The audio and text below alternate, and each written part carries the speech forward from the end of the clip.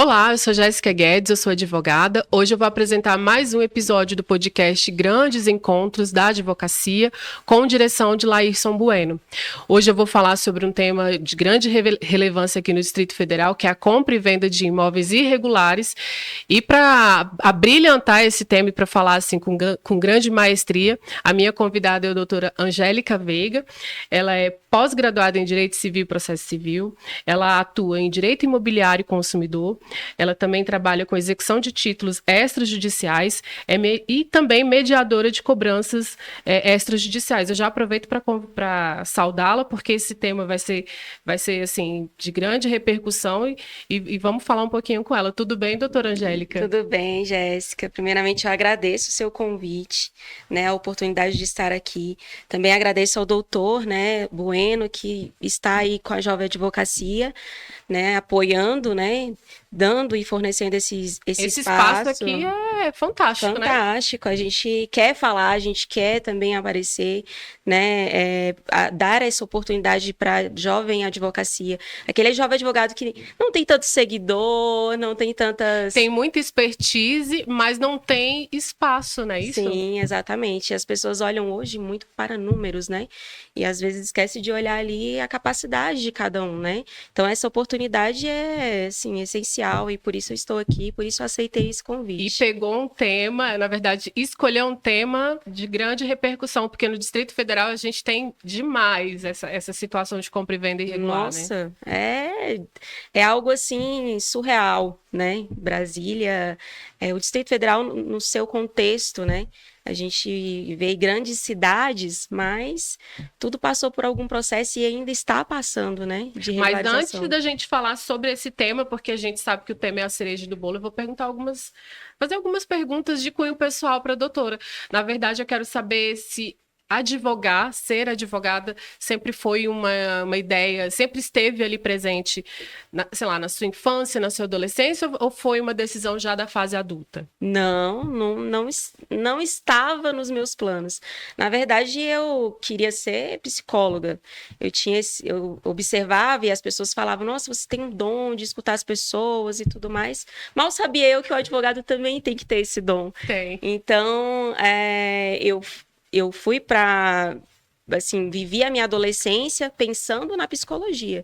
Então, por muito tempo, eu até fiz o Enem na época para psicologia, né? Cheguei a pegar uma bolsa ali, mas, assim, a necessidade era outra, né? A gente não tinha muita condição de pagar a faculdade, ainda que fosse um complemento ali, minha família não tinha, e eu fui trabalhar. Então, eu fiz diversos cursos profissionalizantes e até iniciar cursinho, né? Que aqui em Brasília, cursinho, vamos fazer cursinho. A cidade dos concursos, a gente fica meio...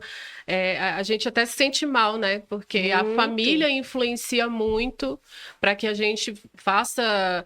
Se a gente não tiver uma formação, tente pelo menos o concurso público, que na verdade as famílias fazem esse papel como se fosse o seguinte, nenhuma outra profissão, nenhum outro trabalho vale, né? Tem que ser concursado. Eu escuto isso até hoje. Né? Eu assim, escolhi a advocacia contra todos. Então, assim, eu tenho pessoas na minha família que são advogadas, mas não exercem, né? Hoje já tem a minha prima, isso que eu ia te perguntar, tem mais advogados da família? Então, tudo começou com concurso, né? Eu comecei a fazer cursinho e aí eu falei, gente, mas eu gosto disso. Aí constitucional, amava constitucional. Administrativo eu fui passar a amar depois de um bom professor.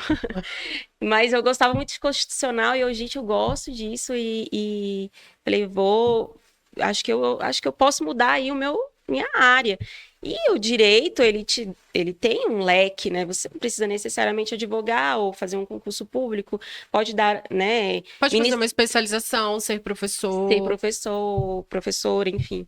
E aí, minha tia, né? Ela concursada, então ela foi a primeira concursada da família.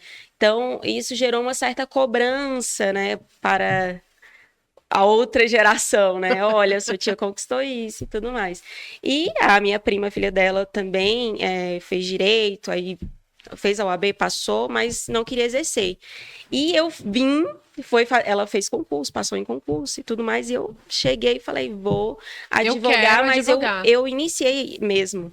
Vou confessar aqui, eu fiz a faculdade pensando com foco em fazer concurso. Quando eu fui estagiar em um grande escritório aqui, né, em Brasília, eu olhei aquilo e falei, gente... A realidade é diferente da teoria. Eu posso ter dinheiro também nessa área, entendeu?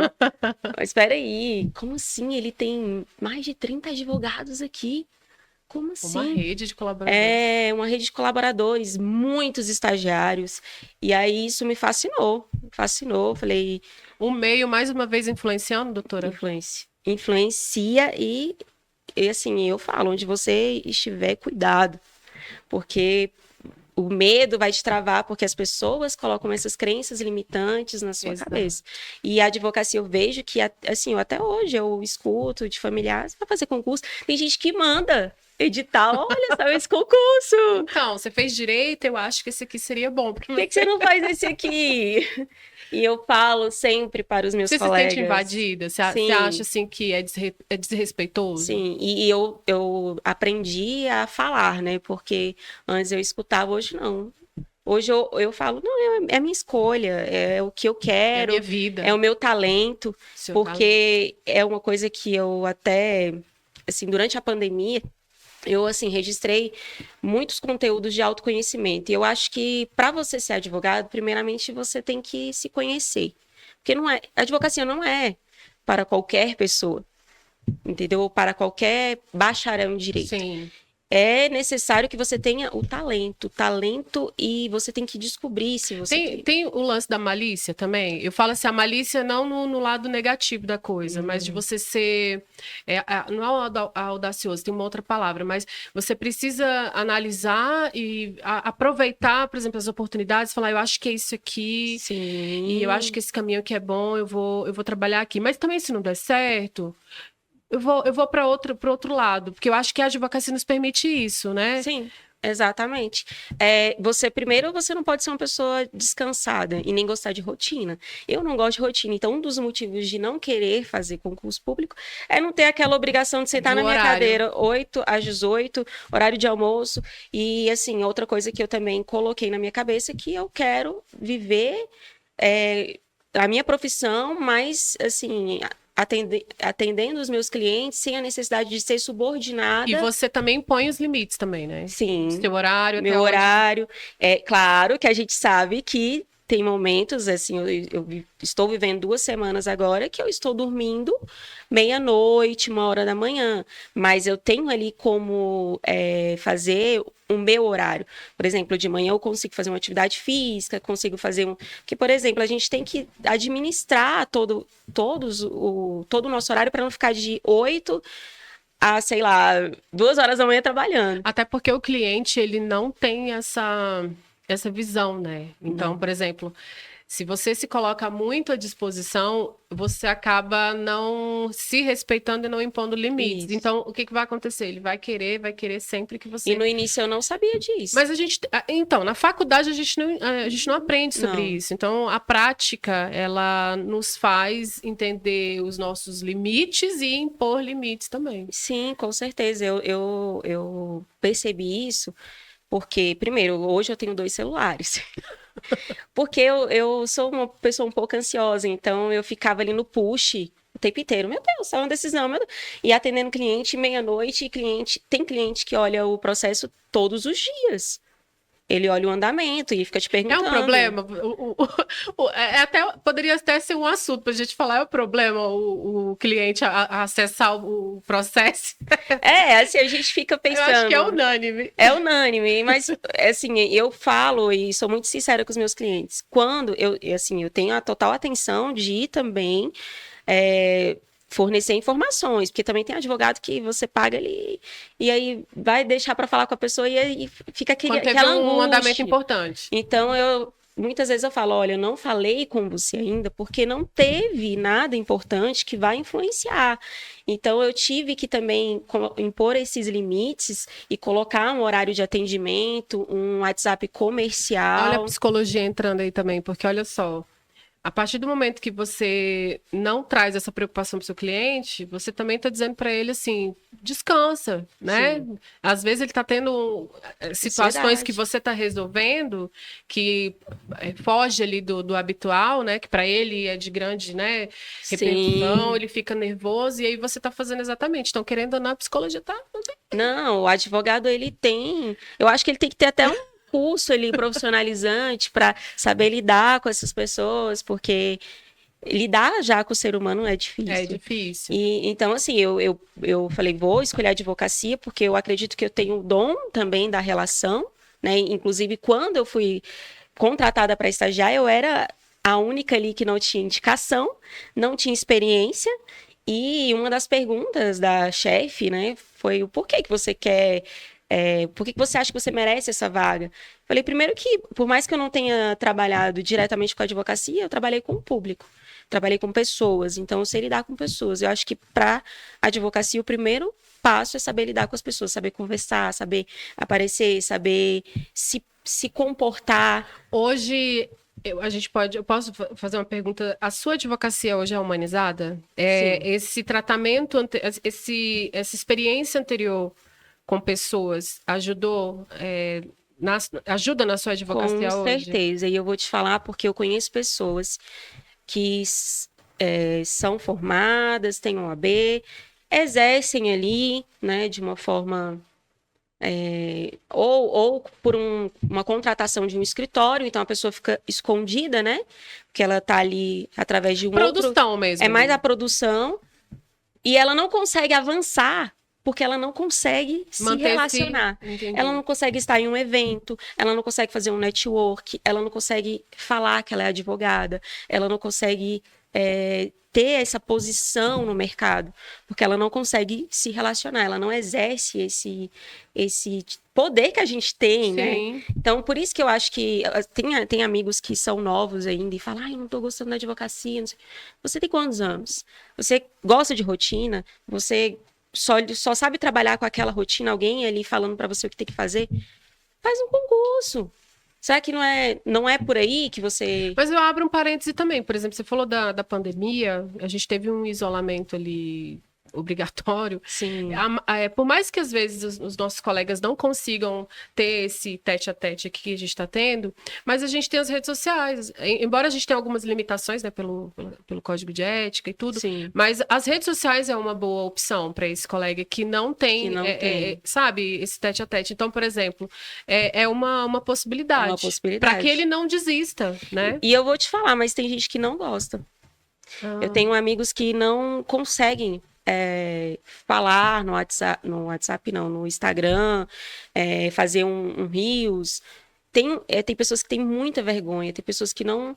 Aí, assim, das duas, ou faz um tratamento terapêutico para saber lidar com isso, ou realmente é porque a pessoa Tem gente, a gente tem que aceitar o talento de cada um. Sim. Joel fala muito isso, Joel J, eu sempre faço referência a ele, porque é uma pessoa que eu sempre escuto, por mais que não seja da minha área, e eu acho que a advocacia a gente precisa escutar grandes empresários, porque somos empresários disfarçados, Exato. né?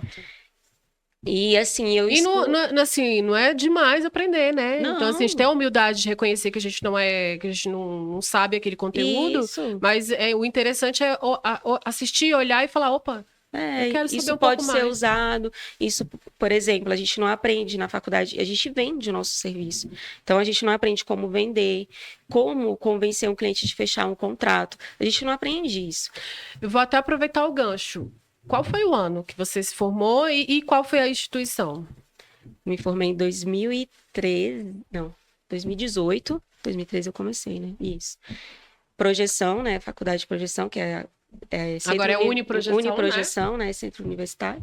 E eu falei aqui um pouquinho, brevemente, das suas especializações, mas pretende continuar se qualificando? Tem alguma pós-graduação, alguma qualificação já imediata, de curto, médio, longo prazo? Em regularização de imóveis, porque eu acho que dizem que a área te encontra, né? porque eu queria tributário. Até hoje eu fico, gente, será que não é melhor? Tributário é melhor não ter audiência, né? Mas, assim, eu acho que a área te encontra mesmo, porque assim que eu me formei, eu fui trabalhar para uma imobiliária. Então, fui contratada, né, em parceria com outro advogado que era o dono da imobiliária.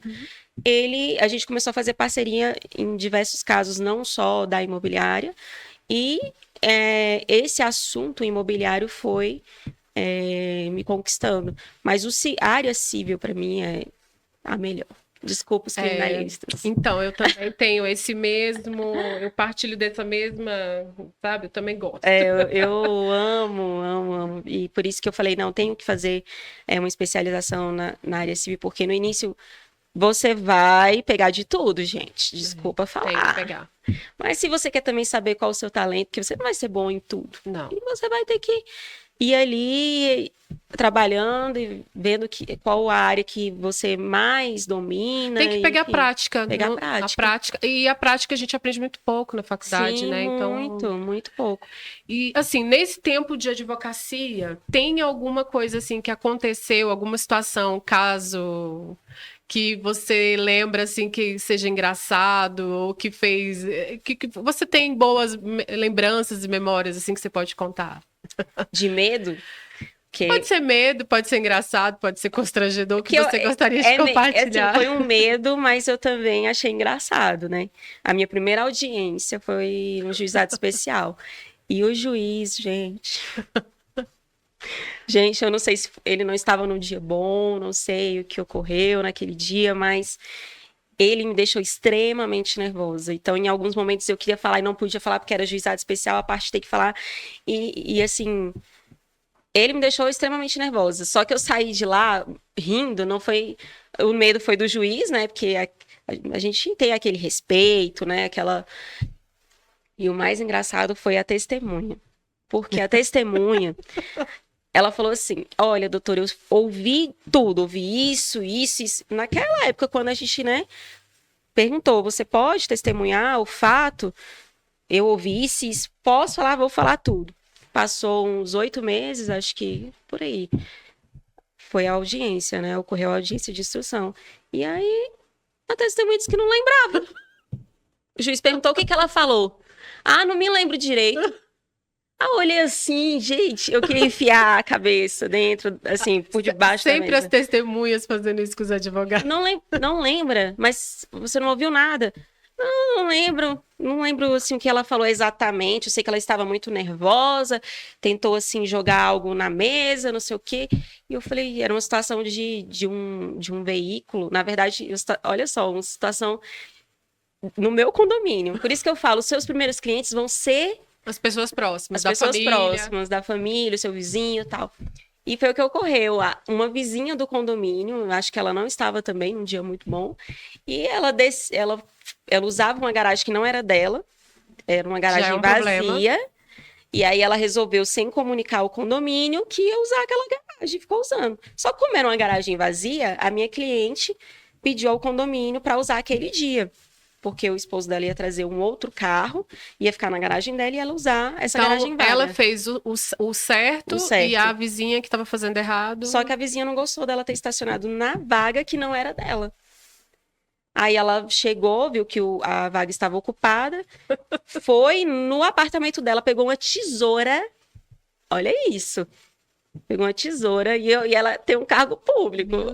Né? Então não vamos dar muitos detalhes. Ela pegou uma tesoura e foi arrastando assim no carro da minha cliente. Arranhando e era uma EcoSport, né? Aquele carro que tem Sim, o step atrás. O step atrás, ela rasgou toda a capa do step.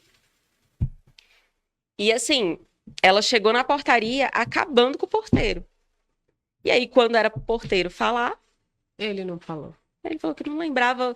E você sabe que não tinha câmera. O dano moral tinha câmera, mas não tinha voz. E o dano moral, ele tem juízes que têm um entendimento que precisa saber o que foi falado para ofender a honra, né, da pessoa. Sim. E se você não prova o que de fato foi falado...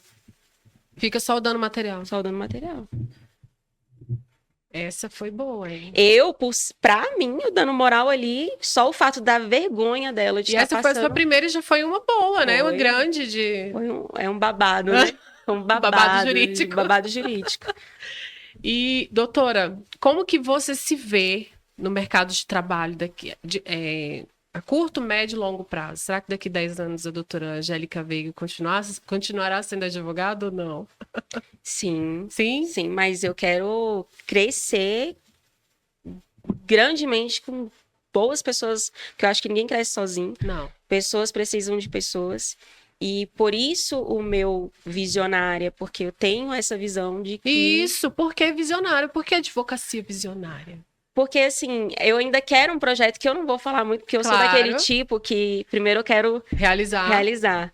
Mas eu acredito que essa junção de boas pessoas, né, ao seu redor, com várias especialidades, essa junção de advogados querendo, de fato, crescer, ela traz uma visão da advocacia que poucos têm. Sim. Então, eu coloquei na minha cabeça que a advocacia pode demorar um pouquinho? Demora. Sim. A gente vai, né?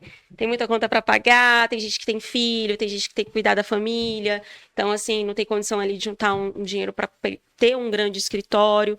Então, assim, mas eu ainda entendo e ainda vejo que daqui 10 anos eu posso estar muito grande com pessoas bacanas ao meu lado, assim, pessoas realmente crescendo junto, né? Querem crescer e a gente fazendo aí da advocacia algo próspero, né? Sim. Porque a gente, assim, eu escuto muito isso, né? Ah, nossa, é muito difícil de ganhar dinheiro. Mas gente, você escuta dos próprios colegas ou não? Também. Também. Aquelas pessoas com a dificuldade de crescer e de aparecer, que parou no tempo, falam muito isso. Família também fala. E assim, eu não, eu sei que tem advogados que hoje, atualmente, já estão numa condição melhor e que gostam de mostrar um bom carro e tudo mais, que faz parte ali do seu network também, né? Sim.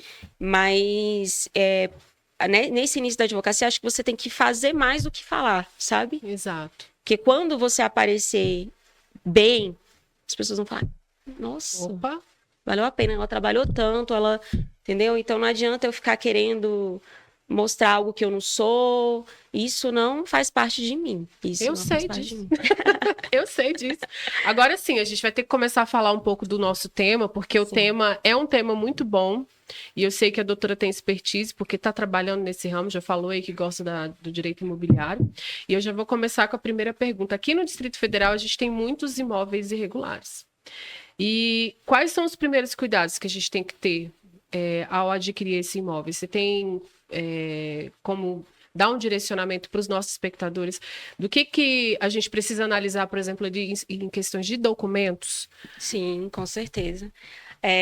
Olha, gente, eu falo que as pessoas aqui no DF não têm medo de arriscar, né? São audaciosos. E compra mesmo. Compra mesmo. Então, existem uns documentos, os primeiros documentos essenciais para a compra de qualquer imóvel é a certidão de ônus e escritura, né? Verificar esses dois documentos. A certidão de ônus, ela conta toda a história. É veracidade e idoneidade do documento? Se for um documento assim que tem alguma rasura? Não, o documento de certidão de ônus você vai adquirir junto ao cartório. Ao cartório. O cartório de registro Não pode ser uma cópia?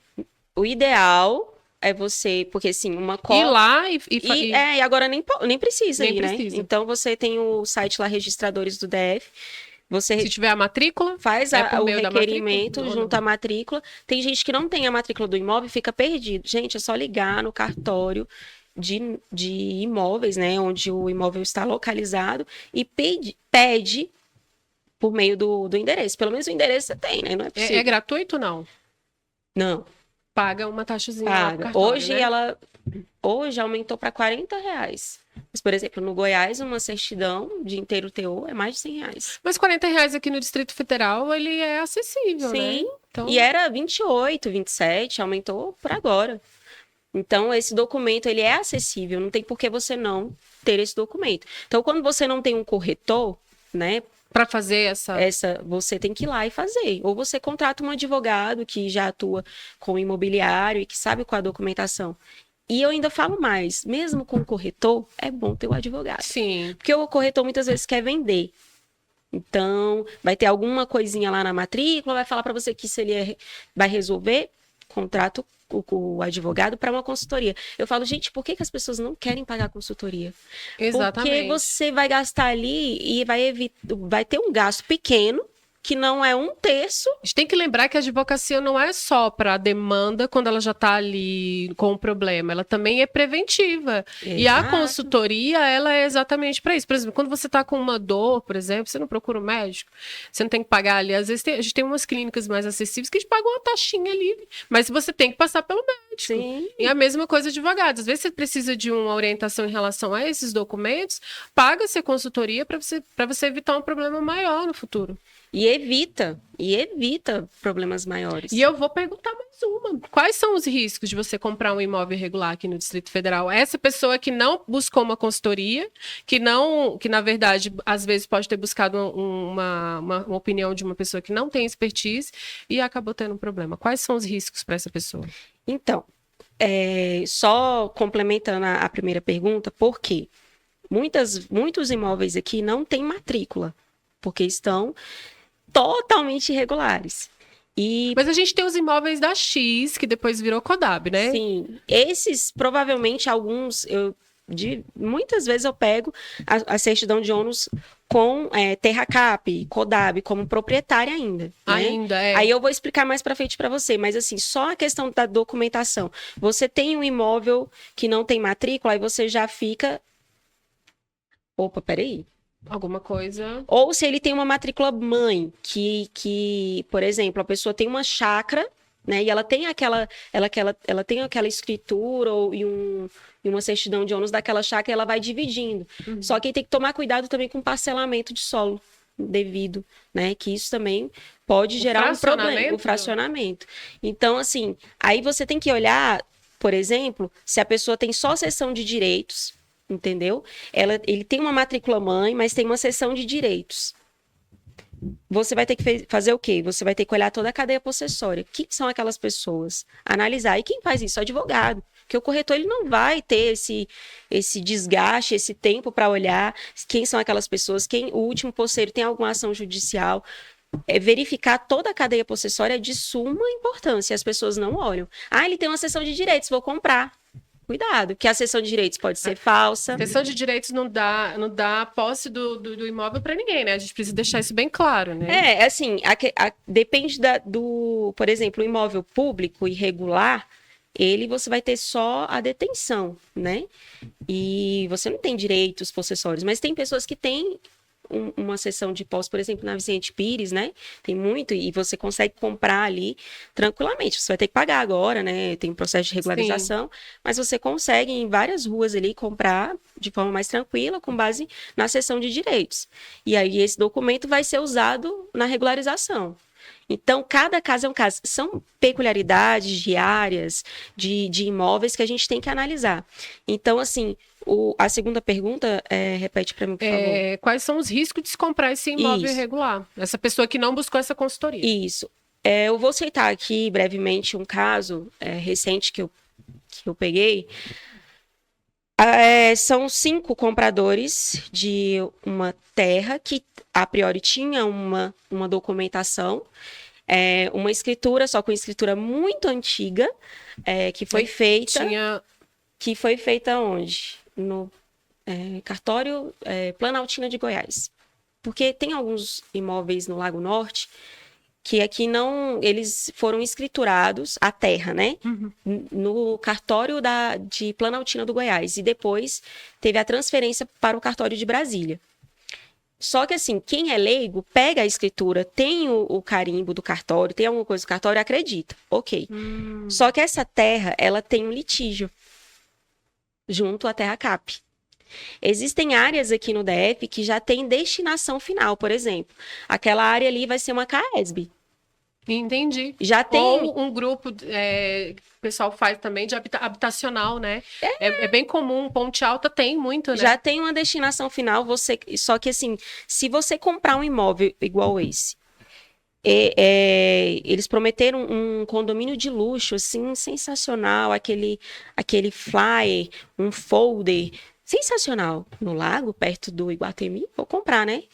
Então, o que que acontece? A gente oferece ali uma consultoria justamente para avaliar toda aquela documentação e para ver a veracidade, porque quando eu peguei o caso que eles já tinham pago há 2 anos atrás todo o valor, quando eu peguei, eu olhei e falei, gente, essa documentação tá estranha.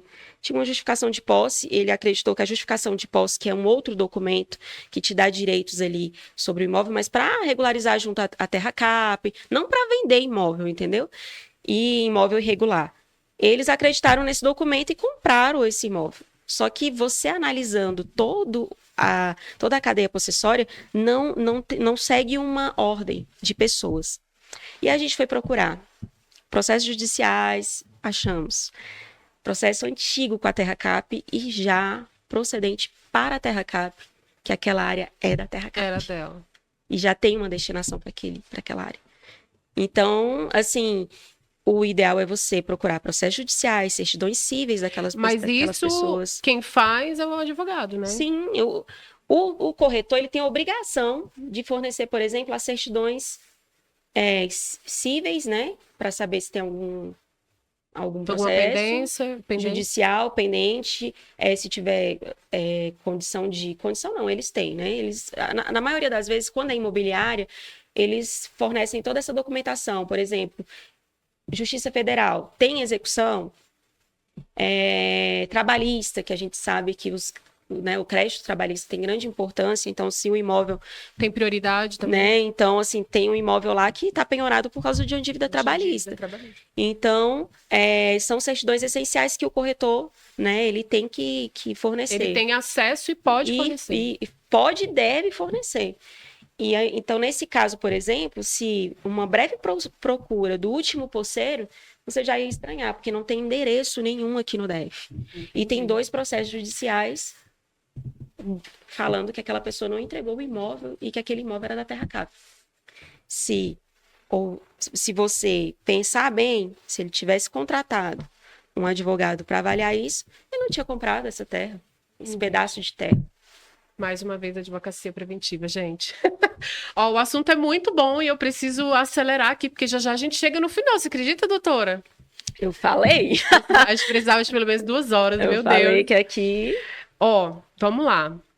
O governo do Distrito Federal, como que ele está enfrentando essas grilagens de terra, essas vendas de imóveis sem regularização? Você acha que o DF tem se mobilizado? Ele tem feito um serviço assim ostensivo para evitar? A gente escuta muito falar na conscientização, mas eu acho que essa conscientização ainda não é eficaz, porque as pessoas não têm medo. A gente vê a 26. Você acha mesmo que existe uma conscientização? Não. O que eu acredito é que, assim, dá certo. Em algumas possibilidades ocorrem de você ter, por exemplo, na Vicente Pires, imóvel que você comprou de 25 mil ou 20 mil há anos, né? E hoje tem imóvel lá que vale 1 milhão. Uhum. E a pessoa vai conseguir regularizar. Às vezes dá certo, mas aí vai depender da análise documental, vai depender de onde você comprou, se ele tem, por exemplo, uma reserva ambiental, entendeu? Então, porque tem áreas aqui que tem algumas reservas, que é próximo de preservação mesmo, né, ambiental. Então, tem áreas tombadas também. Então, assim, o DF eu acho que nesse sentido falha, tá? E outros programas que já estão ocorrendo, por exemplo, programas de regularização na Samambaia, que são esses imóveis que você citou, da Codab, né? Só que eu acredito que precisa melhorar a eficácia mesmo e a eficiência. Para que as pessoas sintam medo. Não, nesse sentido da Codab, dos imóveis da Samambaia, a eficiência do órgão, do setor também ali da Codab. Qual é o órgão? É o DF Legal? O DF Legal, é porque assim, existem imóveis que são da Terra Cap, existem imóveis que estão para regularização, mas junto à CODAB. A CODAB que é a responsável. Então, esses da Samambaia, por exemplo, as pessoas estão enfrentando grandes dificuldades para conseguir a resposta da CODAB. Você leva toda a documentação, vive lá há mais de 5 anos, que é um dos critérios, né? Que são um dos critérios. E aí você leva a documentação, leva tudo, e cadê a resposta? Né? Tem cliente Gasta dinheiro, às vezes a pessoa é baixa renda, tem que pegar uma grana ali emprestada. para Quando buscar vai ver, documentação, tirar xerox, não sei o quê, para ir lá várias as certidões vezes. que tem uma validade. E aí não consegue resposta ainda, né? Eu tenho um cliente que já foi eu acho que tem 2 anos mais ou menos, que a gente juntou toda a documentação.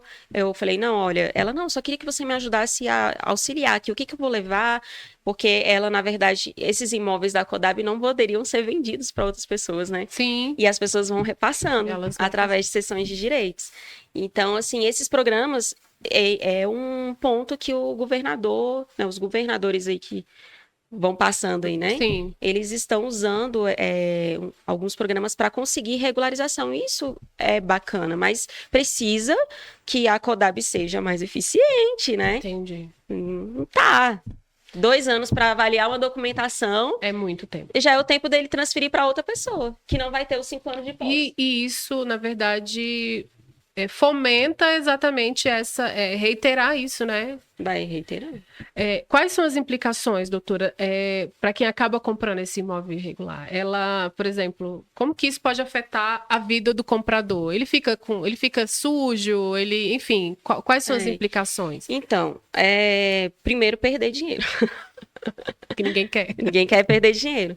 Então, assim, você tem que ter total receio, porque igual eu falei, tem pessoas que conseguem comprar e dar. Ok. É só implicação civil? Não. Aí existem 2 tipos de implicações. Por exemplo, essas pessoas que eu citei desse meu caso, essa pessoa estava tentando, como ela não conseguiu formar a pessoa que vendeu, o corretor, que prometeu, formar aquele condomínio, ele deu um prazo no contrato, que até tal data o condomínio estaria pronto. Aí quando chegou essa data, 1 ano depois, nada desse condomínio, nada de infraestrutura oferecida, eles cobraram dinheiro de volta. E aí, o que acontece? Existem implicações dos 2 lados. Para o corretor, que vendeu algo que não deveria ter vendido, entendeu? Então, ele responde também. O corretor responde? Ele fica... Sim, nesse caso, ele tinha obrigação, ainda mais assim, com as provas que a gente tem que realmente a pessoa que vendeu pode até ser um laranja. Entendi. Essa pessoa pode não existir. Então, essa pessoa que vendeu e que tomou ali em frente ao negócio, falando que aquele tinha áudios, promessas de uma grande infraestrutura, de um grande condomínio. Então, assim, a gente busca falar para o cliente que ele também pode ser envolvido nessa grilagem de terra. Sim. Dependendo porque, por exemplo, a gente não tem o dinheiro aqui para te devolver, mas vamos fazer o seguinte, você vende esse lote. Entendi. Você vende esse lote. Sim. Aí vai ter um documento com o seu nome como vendedor envolvendo. Uma falsa idoneidade do documento ou não? Para quem é leigo, vai achar que tá tudo correto? Vai estar tudo correto, porque vai ter porque as pessoas... Gente, isso aqui é até importante falar. As pessoas têm uma mania de achar que reconhecimento de firma, autenticação... Tá tudo certo. Gente, cartório, ele é um serviço como qualquer outro. Então... E o cartório não vai ver a história do imóvel, não vai, entendeu? O advogado, agora, sim. É importante falar que tem um provimento novo, eu não vou lembrar aqui o número agora, mas quem pode me procurar aí nas redes sociais que eu posso passar. Mas agora os cartórios aqui no DF, por isso que tem muita gente fazendo sessão de direito no Goiás. Não sei se você tem ciência disso. Sim. Que eles agora não faz assim, vamos fazer sessão de direito aqui, não faz. Só que esse caso foi antes desse provimento. Hoje você tem que dar ali um documento, por exemplo, o IPTU. Porque apesar de ter imóveis irregulares aqui no... Tem o pagamento. Tem o pagamento do IPTU. Interessante isso, né? Não na 26, mas vai chegar. Vai chegar. Como chegou na Vicente Pires. Vicente Pires aí. Sol Nascente também? Sol Nascente, eu acho que só alguns setores. Só alguns trechos, né? Porque lá, além de sol nascente, tem o pôr do sol também. Tem o pôr do sol. Inclusive, é uma das áreas maiores, né? De imóveis irregulares, né? O pôr A do gente tem sol, um exemplo também da estrutural, né? Estrutural. Que era imensa. Imensa, estrutural. Itapuã, né? Itapuã, inclusive, infraestrutura lá muito ruim. Ocorreu um acidente agora, pegou fogo, porque o que eles fazem? Ligam, né? Vão fazendo gatos, né? De luz, né? Para furtar a energia. Isso.